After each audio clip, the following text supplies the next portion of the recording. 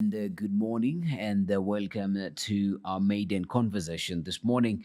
I am Alan Habert and the sign language interpreter is Wanja Ngede. And in studio, we are joined by Alphonse Okoth. He is a financial expert. And this morning, we're going to be talking about basic things saving your money, growing your money.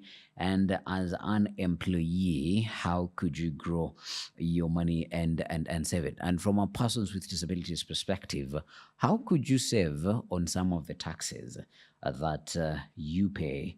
We're talking about tax exemptions and a raft of other things that should be able to do to save and grow your own money. You can be a part of this conversation by heading onto our social media platforms across all socials. We are at Science TV Kenya. That is on Facebook, Instagram, LinkedIn, TikTok as well. On YouTube, you can follow, you can subscribe, and you will catch a roundup, a recap of all the shows that we do here. And you can find us on our website, that is at www.sciencetv.co.ke, or you can utilize the numbers on your screen, SMS us or WhatsApp us, and we'll be glad to sample some of your feedback. Without further ado, Alphonse, karibu sana.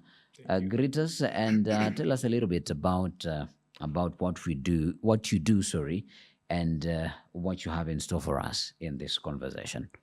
Thank you, Alan, for having me in this show. My name, just like you've said, I think you pronounced it correctly, is Alphonse Koth, and I'm an accountant here, just a financial expert, just like you've said here at Science Media. Yeah. Basically, you guys always know what finance do or what the accountant do. It's just Do we always know really, or we only wait for you guys at the tail end of the month? That is when we get to appreciate the importance of the work that you do. Of course, you know, because you can see what they do. You can feel it in your pockets. Yeah, you can always feel it. Anytime that you're not paid, you don't go anywhere. You come to finance and ask. And I think it's basically finance is basically ensuring that the company is moving financially. Finance comes from the financial. Yeah. So it's basically helping the company to move financially in terms of budgeting, planning, and everything else. In terms of the bills that are supposed to be paid, Yeah. in terms of the money that should be coming in as revenue. Basically, that is what they keep check and tabs on that. Yeah. Before we go into the conversation that we're supposed to be having, there is a report that was released yesterday. Yep. The Kenya's wealth is concentrated among 142 people versus a total of 8 million people who are spent away in poverty. What do you make of this report? Of course, it might be a long shot to say how could we become a part of the 142, but this disparity, what is causing it? Yeah, I think, Alan, what you're saying is very correct. And I also saw a report that also says that 125 Yes. people combined in Kenya owns wealth that is totaling to Almost 80%. 43 million Kenyans. Now, imagine Kenyan population is 57 million. Yeah. And in that, 125 people owns that, if collectively 43 million, me and you, Yeah. added together, Yeah. we can only total to 125 Kenyans. Now, that means there's a very huge gap in disparity of income in Kenya. Yeah. Basically, it's because one of the biggest things that brings the disparity of income is the corruption that we always experience every day. Because it's one of the major gap that creates the biggest disparity. Yeah. And leadership in Kenya has been something that it's not out of will, but it's a source or a tool for wealth generation for people.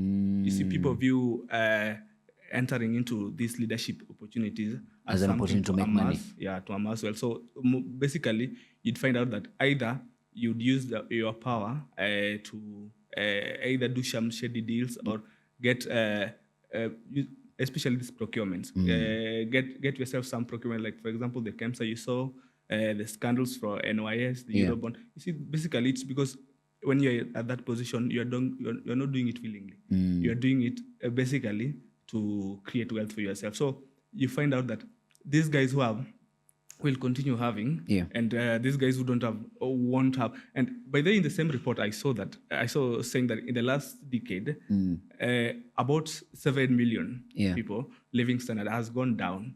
Basically, their wealth earning or something like that has really gone down because when you rise, when for example someone amasses the wealth that is belonging to us, that means there are some jobs that were supposed to be created, basically using this. And those jobs have not been created. Yep, and there were people who are supposed to be employed or are supposed to be paid with this kind of money, and they are not being paid. So basically, that means that you are infringing on the right of 7 million others. That is so bad, and I think this disparity in income, it's not just in Kenya. It's something that happens, especially in Africa, globally. A lot of African countries suffer from this.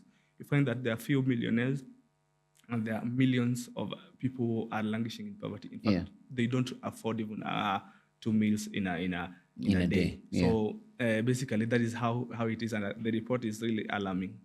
Yep. But also, in the same faith, you find that other reports are telling you that dollar millionaires are also increasing, and in the past 3-5 years, it has been increasing in Kenya. Then perhaps the question would be, are there people who are really creating industry that they are making money, that they are growing wealth to that extent? Of course, not being adamant to the fact that you have attributed to some of the wealth that these 125, 42 people thereabout are holding. Yeah, it's true that right now a lot of guys are using different kinds of tools to make money. Basically, a lot of guys own nowadays industries, companies. Like for example, in Kenya, you can own a company, you can start your own, and then you can get investment. Whether you're working internally in Kenya or you're working for companies that are outside Kenya. Yeah. So basically, it's true that the millionaires have increased in Kenya, but also the thing is,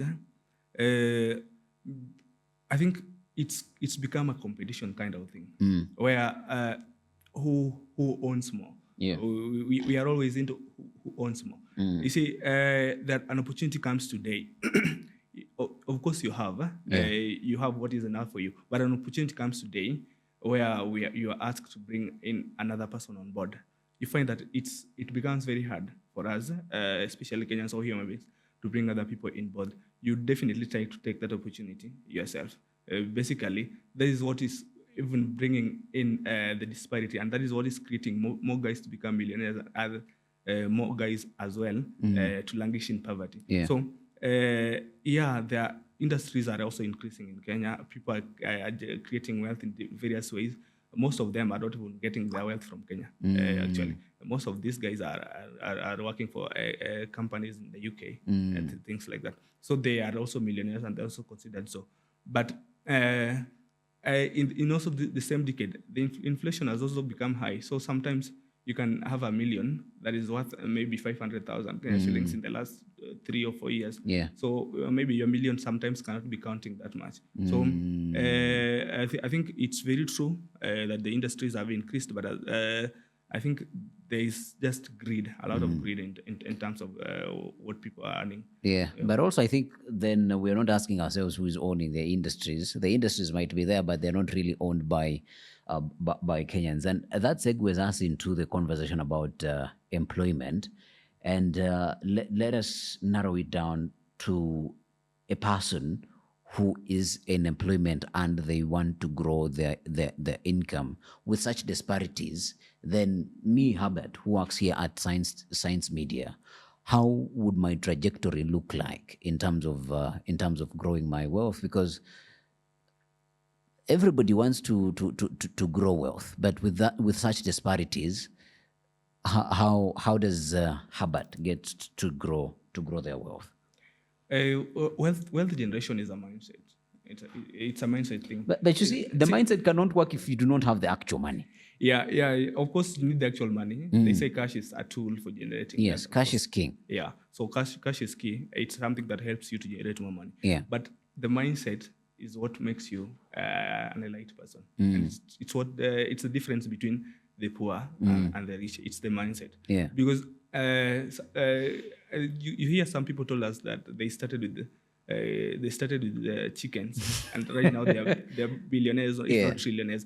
So that basically tells you that a shift in mindset is actually very big. So you can find out that we are earning the same amount, or we are getting the same amount of Yeah. today, but in the next 10 years, we are very different. Mm. And we've been earning the same. Basically, it's because of the mindset. You see, when you decide to make an investment a priority in your life, it's a personal decision. You see, you can't force someone. By the way, I like what the government of Kenya did in terms of forcing people to save, because the citizens of Kenya responsibility of the government, whether you are young, old, or you are youth or energetic, like for us, for example, us now. Yeah. So you find that government of Kenya is also trying to help people to save in terms of the new intervention in terms of the NSSF. Yeah. Now see the rates are very high, because basically the government is trying to tell you that you're gonna get old at some point in life, and you're not gonna be working. You're not gonna be here at Science TV, and you're gonna need this money to help you run. Yeah. Otherwise, you're gonna be relying on the government to give you the stipend, the monthly stipend for the people of old age. Yeah. That is barely enough, especially for people who maybe you're living in Nairobi. It's barely enough. Yeah. So basically, wealthy generation is something that has to come from you yourself. You have to decide. You guys can be earning 100,000 and someone is earning 50,000, but in the next 50 years, you guys are very different. This guy earning 50,000 is far much forward than you. There are a lot of avenues and platforms right now. Yeah. But investing. Yeah, there's so many avenues, but then how do I get to that mindset? And there is something that you've spoken about, the government. Of course, governments, if a country's democracy remains steady, then governments never fail, and governments are elected democratically, so there is perpetuity in the systems that they've created. But then the question would be, you're a financial expert. Where would my money be rather safe in terms of growth? Would I rather give it to a private firm to grow it for me, or would it rather go to government where there is a probability of it just disappearing in thin air because of corruption? Which would be the better options before we talk about how then somebody shifts their mindset? Okay, I think like what I said, the government is trying to force people to save. Yeah. Basically through that scheme. It's because initially when NSF was not there, I think the rate for NSF was 200 shillings per month. And then they realized that despite these 200, people were not saving. Someone who done 100,000, only 200 shillings is deducted from that money to be saved for the old age, and is not saving anything for himself. He's not investing anything of this money. So the government came out with a plan to help you save. Basically, it's forcing you to save, but helping you for the future. And it's wrong to say that this money can get lost. I think there's a lot of accountability in terms of money that you have saved. There is always statements. You can always go to NSSF, walk to NSSF office and ask for the statements. You can always find your statements. Either let's say people are always finding it hard to claim this money, but basically it's money that is there. And as long as you saved, and it's by the it generates a lot of interest, and it's tax-free, of course. So it's something that is also good in terms of what the government is trying to do in that intervention. But also you have said that privately trying to save your own in some of these private institutions, like the Britam or things like that. So that is also very good. But I would rather trust the government than the private investors, because just like you have said, you don't know the guys who own these companies. You've seen a lot of guys being scammed online in terms of creating wealth overnight, and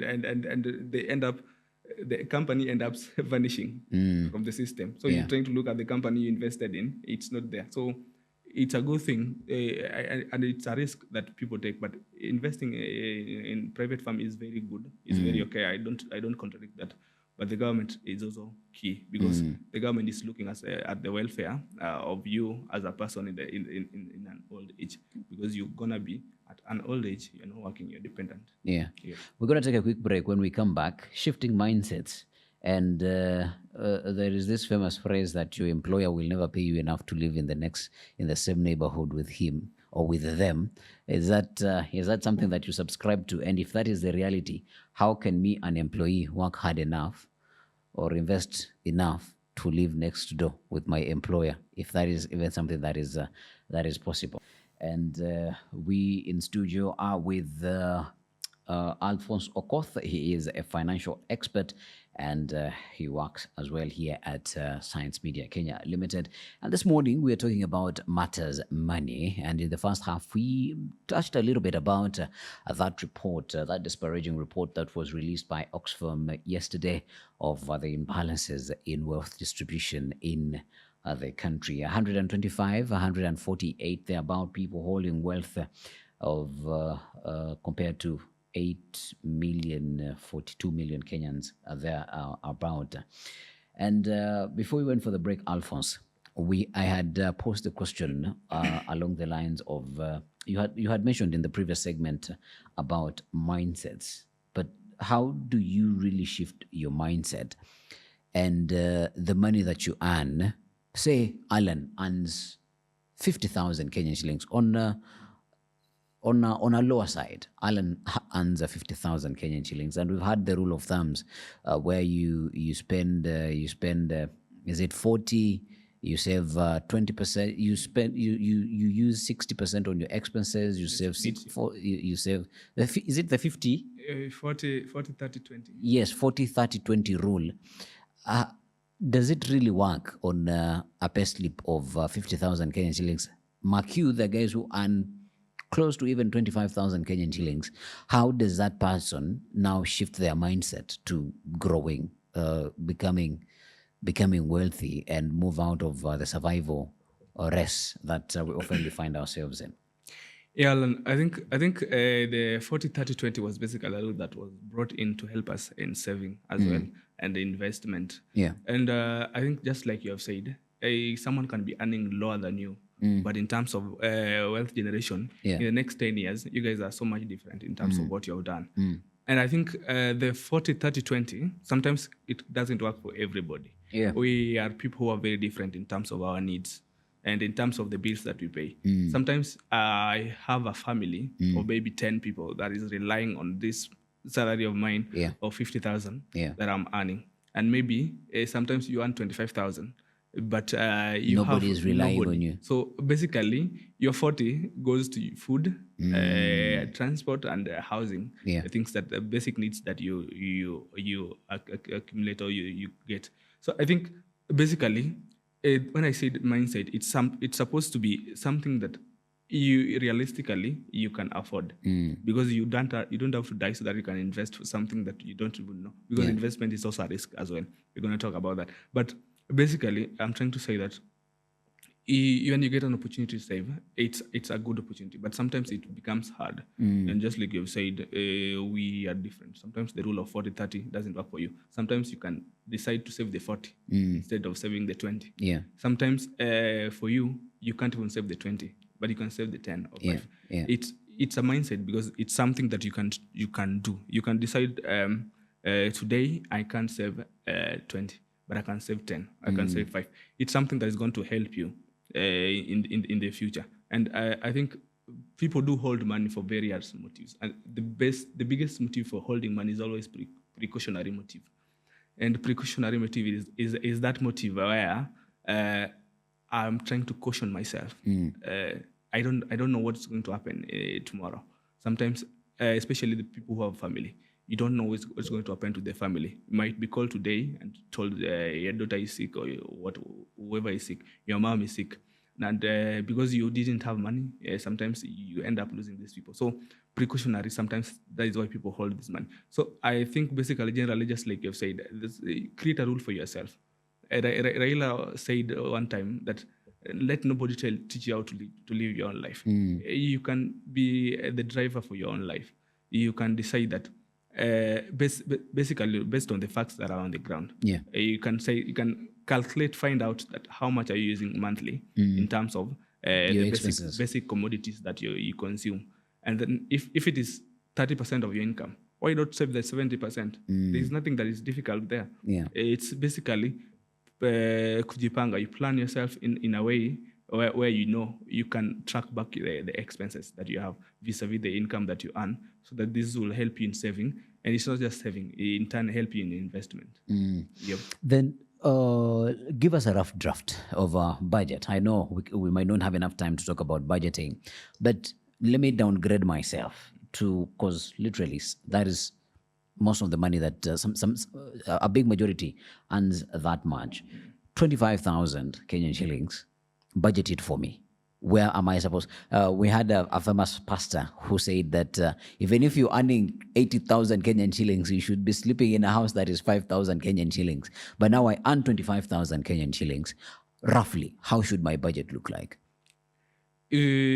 I wouldn't want to give you the budget directly, but I would trying to tell you. You're trying to. I would try to tell you Yeah. what basically would change the shift in terms of the mindset. The mindset. One thing that we realize that sometimes you can be earning less or little, and we have agreed to that, but you can invest more. Yeah. So the basic thing is you have to look at yourself realistically. What do I consume, or whatever you have, or whatever the expenses that you have as a person. You can be earning 25,000, but you have assets. 25,000. Assets. Alphonse, you cannot have assets. Some of these things are hereditary. You own them basically by the fact that your family have. But Alphonse, with 142 people owning almost all of the wealth, are we left with any inheritance for us to say that we have some inheritance? Sometimes some people have, and basically inheritance doesn't come in terms of money alone. Sometimes it could be assets. You inherited something that a shop or something, or a building, but the margin is very small. Sometimes it's very true. The margin is very small. So basically, planning yourself is something that people always have to do. Basically, when you earn 25,000, you don't expect to be living in a house that is 15,000. Because actually, let us take it there, without any hesitation. Paint a picture for me. 25,000. How much should I spend on food a month?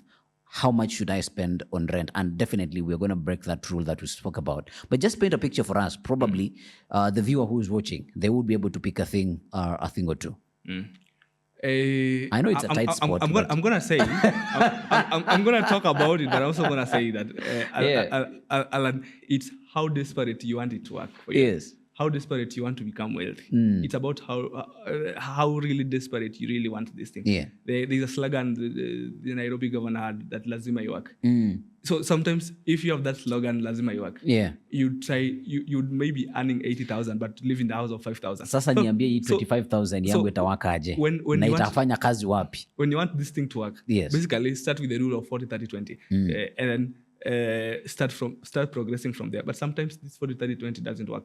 In 25,000, it sometimes really won't work, because tell me 40% of 25,000, it's something that it's very negligible, considering that house rent alone sometimes is more than 40% of that 25. Let me make it simple for you, Alphonse, because you're gonna use all the language to try go away from my question. I earn 25,000 Kenyan shillings. The house that I stay in, how much should it be? The house you're staying in. Yes. I think realistically, you shouldn't be staying in a house that is more than 5,000. A house that is more than 5,000. Yeah, you shouldn't. Realistically. So otherwise, you're gonna be in debt. You're gonna be asking for debt to pay for your house. Yep. Okay. So 5,000, I am left with 20,000. Where do I spend the 20,000? I think. How much should I spend on food? People have really underestimated the cost of food in Kenya and the cost of living, because food is very high. I tell you, a minimum per day. Yeah. People do spend approximately 200 Kenya shillings in food. Yeah. So basically, if you calculate this in a month, no peke yako. Now, actually, we're making a mathematics for somebody who stays alone, who maybe owns a family of two people, the wife and maybe one kid, or with 2 kids. You basically find that they are spending over maybe 300 shillings.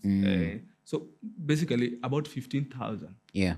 If they're spending 400 or 500, goes to food directly. Yeah. So that is why we say sometimes the rule doesn't really work, because maybe 15,000 has already gone on food. Yeah. That's 5,000 on rent. That is 20,000. You're only left with 5,000. And there is that 30 that you're supposed to be holding for precautionary motives, because when you are a family, You even have don't to go back to work because we don't even calculate to the even trans- receive that 25,000 next month. and burudani kidogo. You also want to you also want to go out. Burudani kama haitoshi burudani achie wengine. No, sometimes the stress of life makes you go for the burudani.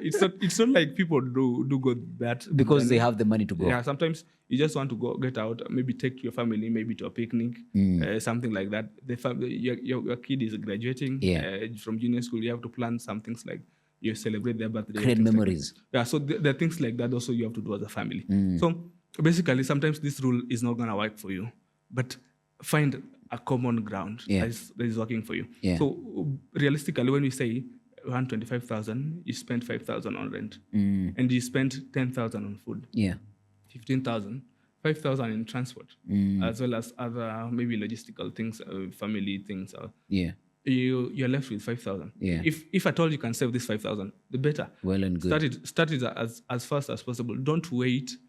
You see, the problem is you wait. People try to wait until you say we start earning big money. Nitaongezwa pesa. You say na hiyo kuongezwa inachukua muda. Yeah, so you give yourself that hope that next year they will add me something. Yeah. Next year they will add me something. I will be saving that thing that they were. Next year when they add you, they remove you from 25, they put you at 35. You move to a different house. or maybe now 7,500. Yeah. Or maybe 10,000 now, but thereabout. Because no one wants to be stagnant. You need to seem like you're moving. You can't be living in that cube of yours for the rest of your life. So you're call trying it a cube. it is 4x4, a small cube. Because 5K, but basically it's not a big house. Yeah. So people, you also tend to move. So that's why I said it's income. The more you're getting raised, you find that your expenses are also growing. And when your expenses grow, once you didn't put the budget for savings or the thing for saving back then, you're not gonna start doing it now. You're gonna be just postponing it every time, saying that I'm gonna be added some salary, I'm gonna save the rest, and it will be like that until you're 50. And then you start telling your kids, now you should start saving, and maybe you start becoming a parasite to them. Yeah. Interesting. Now, let us flip the conversation and talk about now, of course, science media employs persons with disabilities, and there are a number of incentives. But I know some persons with disabilities do not capitalize on these incentives. Which are some of these incentives? And for them, how could they work in their favor to sort of catapult themselves in terms of their income growth? Yeah, I think one thing that we say that most of these incentives that are placed for the PWDs they aren't charity. They deservedly are there. Yeah. In fact, it's something that should not be fighting for. Something that realistically we should, because you can't tell me some of us, like people with PWDs, they need some aids. There are people who need the wheelchairs. Me, I don't need wheelchair to come to work or to move. So basically, when there are incentives that is given to this person that needs something extra to help them or to assist them in their daily life, it's not like they are given something, a huge benefit. That is why I'm saying it's not a charity. It's not even a benefit. It's something that basically helping them. So there are some of the incentives, just like you have said, for PWDs and the caregivers, as well as the employers of these PWDs. One of them being the tax exemption that has been there for quite long now. And I think tax exemption is not something that is very difficult, as long as you're registered with the PWD portal and you're vetted and they can actually see the disability. I don't think they're going to deny you that exemption. And I think most of the people don't look at the huge impact of this tax exemption, because you find out that in 100,000, from 100,000, about 12,000 of your money will be going to tax. What if you can recoup this in tax exemption and basically invest it somewhere in a money market fund? There are a lot of money market funds nowadays. So what if you can do that and basically just help yourself in terms of whatever you need in life? So I think people, PWDs, should now take this opportunity, because when the likes of Crystal Asige are fighting for these things, they're not fighting for them to be there written as a law. because right now they're just written as a law. If you don't capitalize on yeah, them. yeah. So if you don't capitalize on things like tax, the tax exemptions on the income that you earn, you're basically inflicting pain to yourself directly. It's basically, you are told there's food here, but you don't want to eat it. So that is, hapo ndio sasa wanasema mwenye macho ambiwi tazama. So Lakini sasa wait, wawezi sema mwenye macho ambii tazama, and they are visually impaired persons, so they will definitely miss out on hiyo kutazama. Literally, that was for Waenga. I don't know much about that, but the truth is, it's in plain black and white that there is tax exemption that you are eligible for, and once you are eligible, you deserve it, and it's something that it's don't take it as a charity. It's something that it's your right, just like you have the right to live. You also have the right to that tax exemption. So take it. Take that opportunity, register with the PWD portal, and do the bare minimum verifications and things like that. And then I think they're gonna direct you on how you're gonna get this exemption, as long as you go to the offices and ask the same. Yeah. The other incentive is also given to caregivers as well as the employers. Employers are also caregivers. You find that in this new bill that was passed, signed into law by William Ruto, the Crystal Asigan, it said that 25% of salaries or wages that are paid to PWDs that you have employed, you can recoup them or reclaim them when calculating the corporation tax of a company or a business at the end of the financial year. So you find out that maybe if you are paying 1 million in terms of to PWDs in a year, if you're calculating your tax, number one, you will deduct the salaries and wages of 1 million from your expenses as a company. But there is also another 25%, which is 250,000, that you are entitled to, that you will deduct as well when calculating your taxes for corporation taxes. That is basically meaning that instead of deducting 1 million, you'd be deducting 1.25 million in terms of expenses. This is aiming at helping the employers and telling the employers basically hire persons with disabilities. Hire persons with disability, because they're going to be saving you 25% of your income. That is not going to be taxed. So basically, it's something I think that is trying to bring about the 5% that was there since 2003. At least every workplace to have 5%. But also, I think before we start talking about hiring PWs and things like that, these things always starts from the finance department. You see, people always think that hiring PWDs is something that it's HR thing, or basically it's not. It's something that is finance thing. Because number one, you see, you can never hire a deaf person without a sign language interpreter. So it's the finance team that is in charge of the budgeting of every organization. So when they budget, do they budget for these reasonable adjustments? So Alphonse, you're onto something there. And so instead of really focusing on the human resource, we should be targeting our advocacy towards the finance person, that they budget for these lines of assistive devices. You have to have a sign language interpreter. Your premises have to be accessible. So it is advocacy that we should focus to the finance person, or you're trying to place importance in the finance person? No, it's not about placing importance. It's the fact. The fact is the budgets of the organizations are made by the finance team directly, and it's monitored by the finance team as well. And the HR has no say on it. They can only advise, but they don't have a huge say on that. Because basically, when you come to our department, we will tell you, you want us to do reasonable adjustments. You want us to create this office friendly for use by the PWDs. That is, we don't have the money. Do we have that money? That is the first question we're going to ask you. Do we have that money?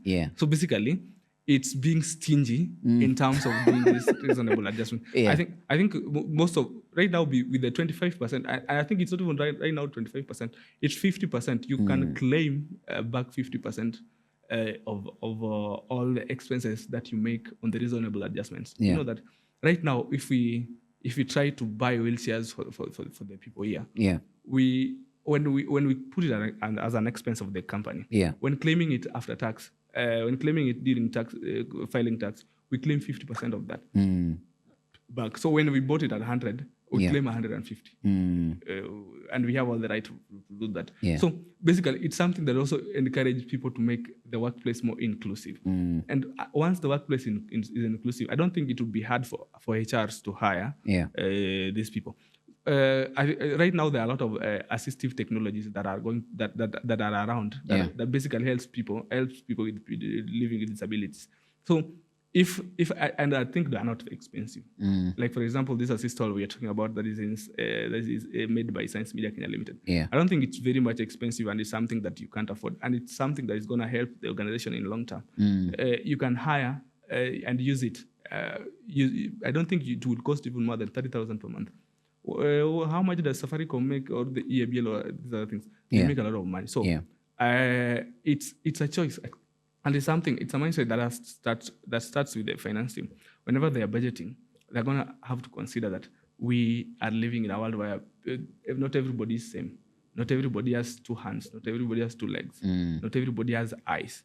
So to see, basically they have eyes, but eyes to see. So basically we are trying to say that when you are trying to budget, what portion of budget are you putting for this guy? You see, most of the organizations, I think they do this as CSR. They do this as something that as a charity thing. They budget, if they budget for PWDs, but they budget it as a charity. Yeah, but that is not supposed to be the case. And I think in the long term, if this is something that should be removed from the system of budgeting it as a charity. It should be budgeted as a bare minimum requirement for every organization. That you need standard operating a sign language procedure. interpreter. Yeah. You definitely need it, because what happens when deaf comes and you can't speak to them? Do you offer their services to them, or do you tell them to go somewhere else? That is very frustrating. So I think it's not expensive, as people think, and it's something that people can. And right now, just like I said, you can claim 50% of whatever reasonable adjustments you have made for inclusion purpose in your organization. So it's a very good incentive that should encourage employers to try and make their workplace more accessible. Yeah. All right. As we're winding up, 3 tips to make us stay closer to our employers, though they are not going to pay us enough to stay close to them. Stay close. You see, your employer is an entrepreneur. Before some of these your employers were employed also. At some point in time. But they chose to become entrepreneurs rather than to be creators rather than consumers.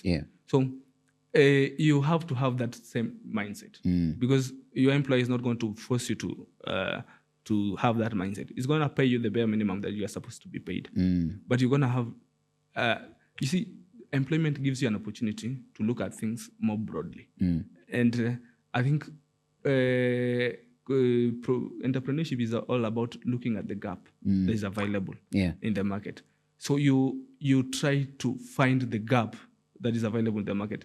You look at your employer. What is it that is not being done here well? What is it that these people, these other staff need? What is it that I can do? So they will continue to pay you the amount they are paying you today, but the only way you're gonna become like them is when you start having that entrepreneurship mindset, where you're trying to offer solutions, different kinds of solutions. Right now, you don't even have to offer them physical. Some of them you have to offer just online. So try to be creative. Try to think creatively. Try to maximize the use of the money that you have.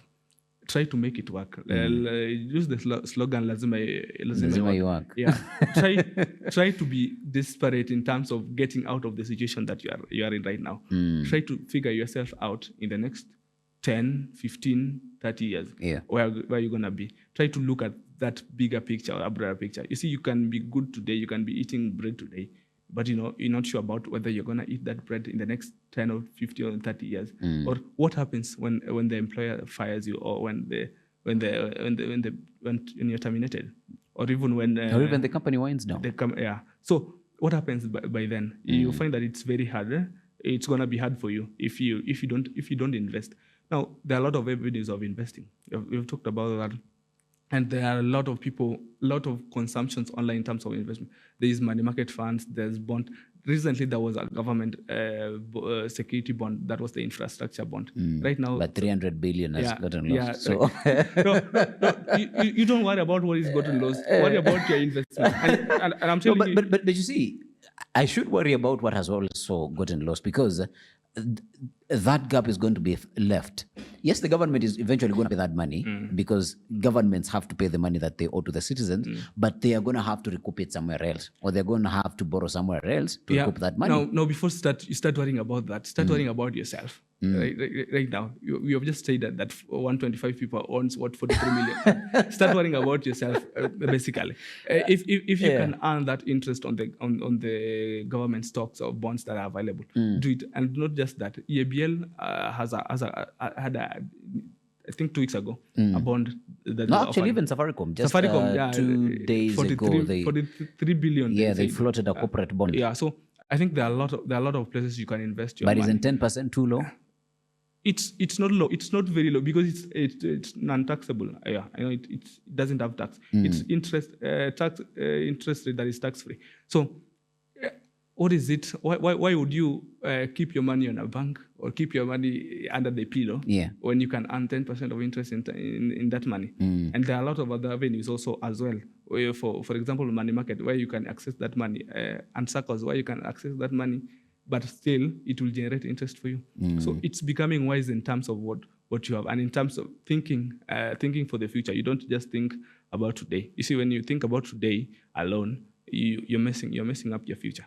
So I think that is the biggest thing. And then talking about a little bit about what the government said yesterday. I think that was 2 days ago on the State of the Nation address. That was last week, Thursday. That has sparked a lot of debate. Yeah. You see, the government said that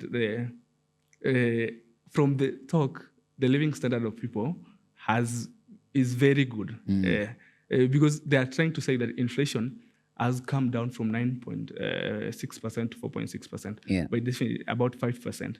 You see, what do you know what that means? That definitely means that there is high purchasing power. That means definitely it's telling us that 1,000 back in 2022 would buy something very little compared to what it buys today. But is that true? I don't know. I don't know about that. But somehow it's somehow true. But I think they're saying the inflation has reduced by about 5%. Yeah. And that means that the living standard of people is good in terms of the purchasing power, in terms of the cost of goods. And I think it might be true, but it's not. The 2022, we were recovering from COVID. So basically, you can't really compare us to this when we are recovering. Yeah. And they also said something to do with the GDP. You see, people always complain when the government says that the GDP has increased. Like, for example, they said the GDP increased from 110 to 139. Yeah. 139 billion. People always complain, you're telling us the GDP has increased, the economy is doing wonderfully, like that man from Uganda. But we don't have money in our pockets. And it doesn't reflect. In our pockets, yeah. So basically, GDP, what we explain GDP is a total goods that are produced, goods and services that are produced by the country. Yeah. They collectively add them together. Now the problem is they add them together, but they don't divide it by the number of population that to find out how much GDP per person. That is why there's something called GDP per capita. Per capita, yeah. That is something that now you're able to narrow it down to the population that you have. You'd never hear the government talking about the GDP per capita or anyone talking about the GDP per capita. And I think it should be that because right now we are saying that we are 139 billion. Divide by 57 million. About 57 million Kenyan people. You find that it's slightly higher than 2,000 US dollars in terms of GDP per capita, and that is not very good. The government is trying to compare us with Singapore. Singapore has about close to 600 million GDP. With a population of 5 million people. Not for it's 11. I think I saw it this morning. It's about 11.1 million. So when you divide this one, you find that it's over 100,000 GDP per capita. Yeah. So before we can reach even to that position, you know what that means? That everybody in Singapore is a millionaire. Everybody is a thousandaire. Yeah. And everybody in Kenya is Or probably they are not, probably not everybody, but at least there is capacity. If they chose to, they can become a millionaire. Yeah.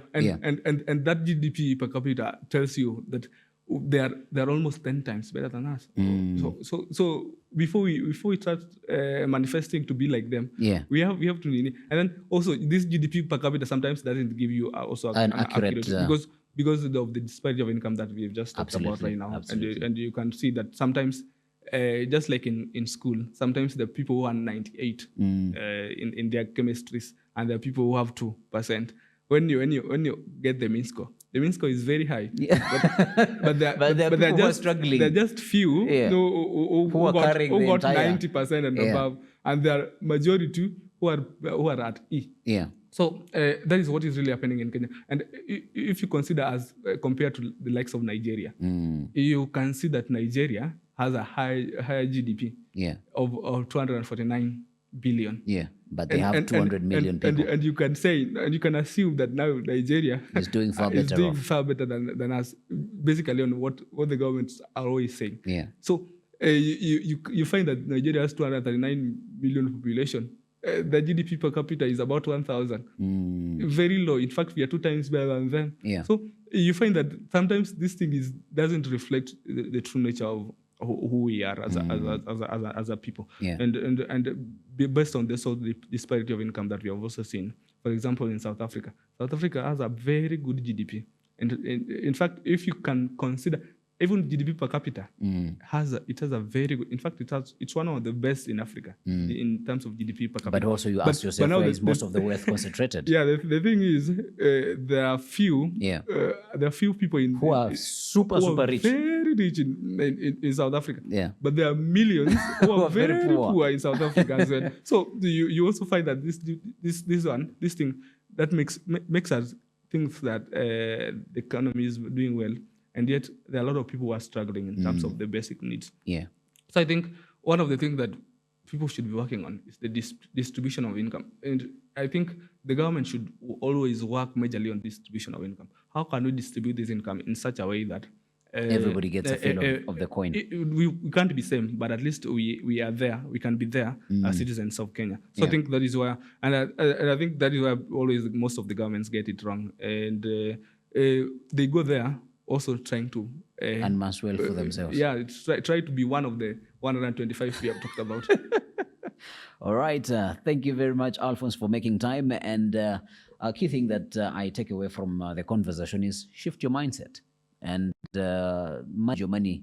Manage your money properly, and also give investing time. Investing takes time.